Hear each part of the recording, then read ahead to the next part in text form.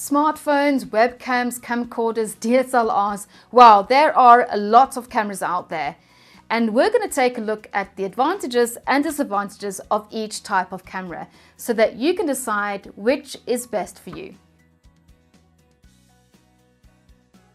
Hi, I'm Hayley, your video content coach at Rethink Visuals, helping coaches, authors and speakers grow their influence and gain qualified leads as they share their message with videos.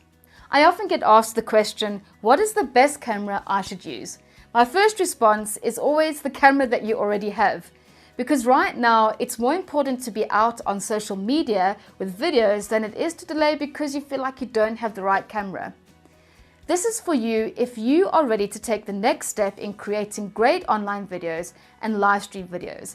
It doesn't matter what video camera you have. If you are already creating videos or you're just starting out, this video course will help you decide which camera you will need for the types of videos that you want to create. Now, there's no camera out there that's bad these days. And in saying that, there are differences between the types of cameras. And when we're looking at these cameras, there's 3 questions that we're going to ask. How easy is the camera to use and set up? What is the image quality like? And how good is the audio? I've made a video for each type of video camera. And then you will be able to decide which camera is going to work for you.